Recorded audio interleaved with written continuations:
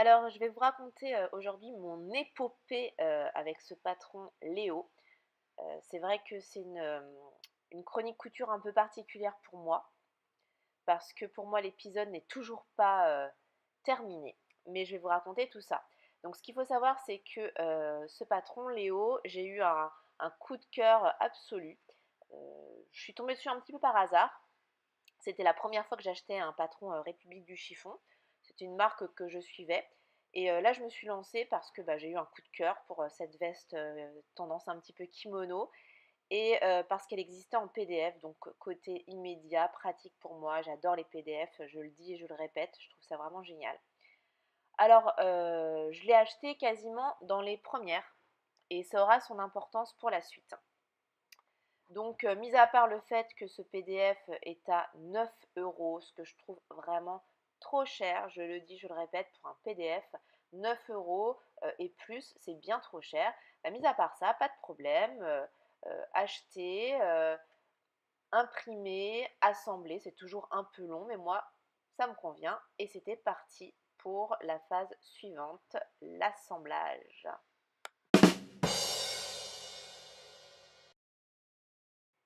Alors, je me suis lancée dans ce patron, on va dire, très confiante. C'est un patron qui n'a que 5 pièces, qui est coté d'un niveau 1/4.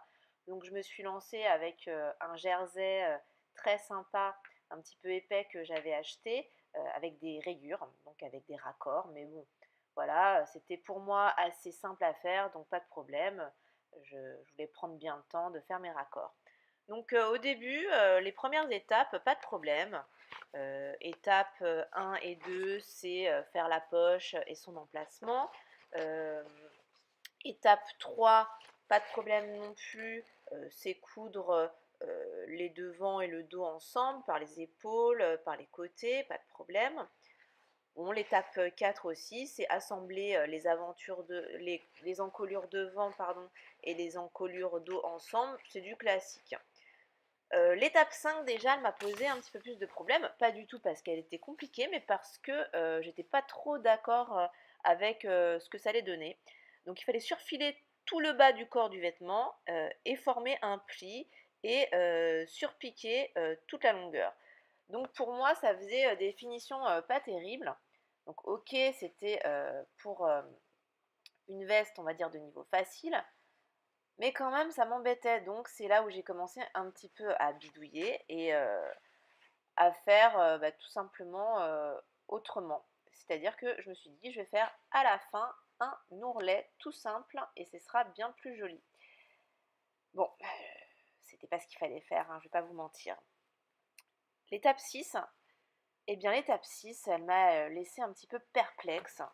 Euh, L'étape 6 est d'ailleurs également l'étape 7, c'est le montage de l'encolure et son assemblage avec le corps du vêtement.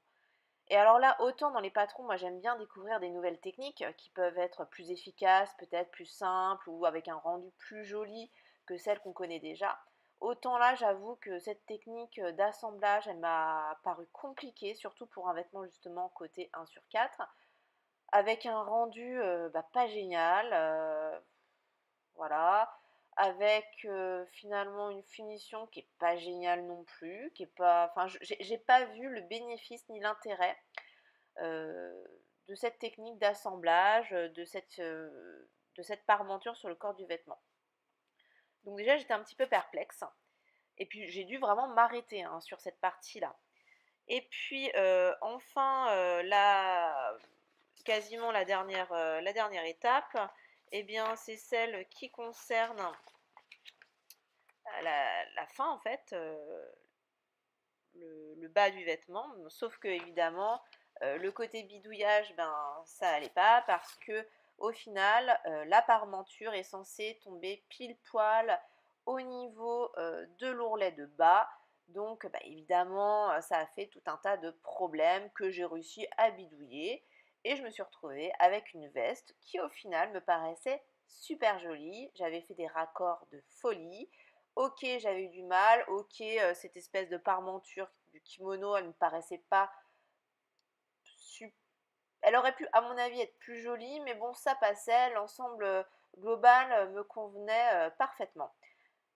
Sauf que est passé, je l'ai essayé. Et alors là, c'était le drame. C'était le Père Noël est une ordure. Le truc, il était immense, il était bien trop grand, il tombait n'importe comment. Alors en plus avec les manches chauve-souris, enfin c'était horrible. Et là, je me suis dit, mais c'est pas possible, il y a un souci, qu'est-ce que j'ai fait? Enfin, j'ai dû me tromper dans une pièce du patron, c'est pas possible autrement.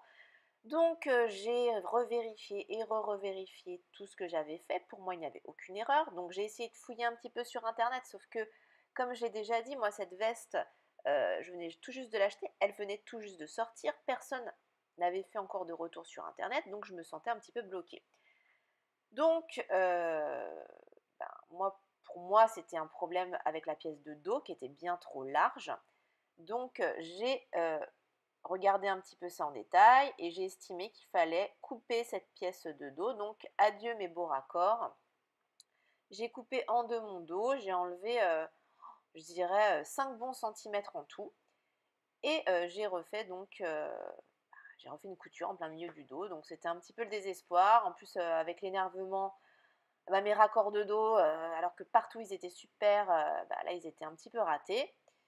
Donc, grosse déception. Mais bon, veste terminée. Mais l'aventure s'arrête pas là pour moi en fait. Et c'est là où je suis un peu déçue.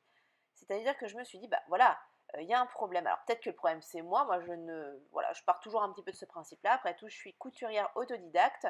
Je peux très bien envisager d'avoir fait une erreur, d'avoir pas compris quelque chose, ça m'arrive, pas de souci. Donc j'ai envoyé un message à la marque, un mail, aucune réponse. Bon, j'ai attendu évidemment un délai raisonnable, une semaine, 2 semaines, rien du tout, même pas un accusé réception, rien. J'ai essayé de mettre des messages sur un forum de couturière. Personne n'avait encore cousu la veste, mais on m'a signalé que la marque de toute façon ne répondait jamais aux messages. Je vais sur l'Instagram de la marque, je laisse un message à côté de la photo de Léo, rien du tout. Chance, une personne me laisse un message sur l'Instagram, donc visible, en me disant je vais bientôt la coudre, quel est le problème? Donc j'explique le problème. Et là, la personne a le même problème que moi. Alors je me dis, ouf, je ne suis pas folle, il y a quand même peut-être bien un problème. La marque envoie un message sur Instagram, donc devant moi, envoie un message en me disant à l'autre personne, pas à moi, en disant mais quel est le problème? Envoyez-nous des photos. Donc là, j'ai un peu l'impression d'être la pestiférée, n'est-ce pas? On ne répond pas à mes mails, on répond aux autres, etc. Heureusement, la personne a été assez gentille pour me renvoyer un message en me disant voilà, moi aussi j'ai eu le même problème que toi, etc. Un message privé. Mais bon, c'était un peu désespérant. Et puis voilà, on n'a aucune info. Est-ce qu'il y a un problème de patron? Est-ce que on ne sait pas? Et en fait, à l'heure où j'enregistre ce message, je ne sais toujours pas parce que les rares retours que j'ai sur Léo sur internet, c'est pas un patron qui a l'air d'être très cousu.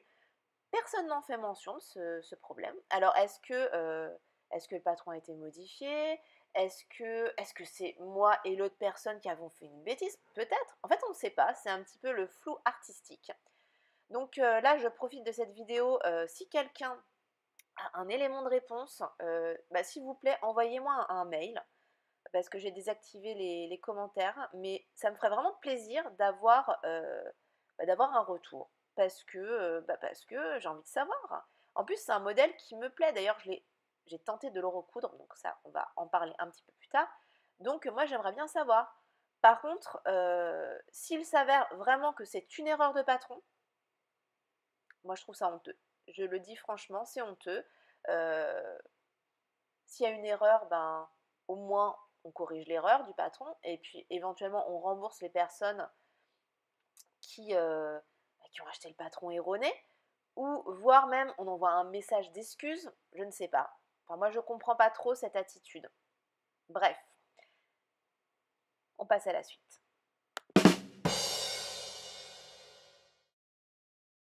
Avec les modifications que j'ai faites, le rendu global est très sympa.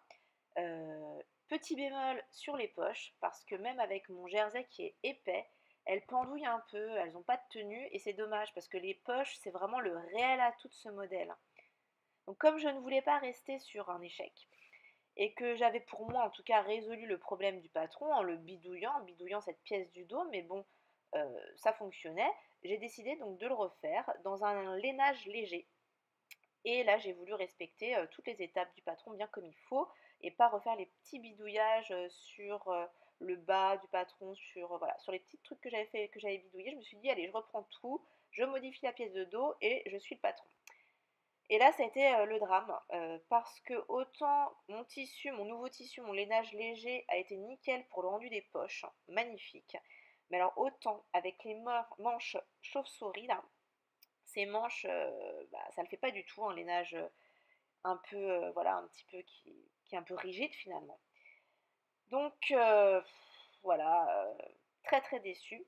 Alors en plus, je l'avoue, j'ai fait une faute de goût dans mon choix du lainage, dans le choix du tissu. C'est un tissu donc rose pâle et finalement je me retrouve alors avec une espèce je trouve que ça ressemble à une robe de chambre. Enfin, c'est très très compliqué à porter avec ce problème des manches et puis finalement ce problème de coloris. Donc là, j'ai eu quand même une deuxième déception.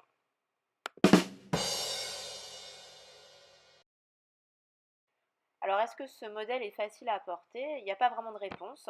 En ce qui me concerne, c'est deux modèles que j'ai, un que je ne porte jamais, que je n'ai jamais porté, parce que d'une part, il ne me plaît pas, c'est mon modèle rose.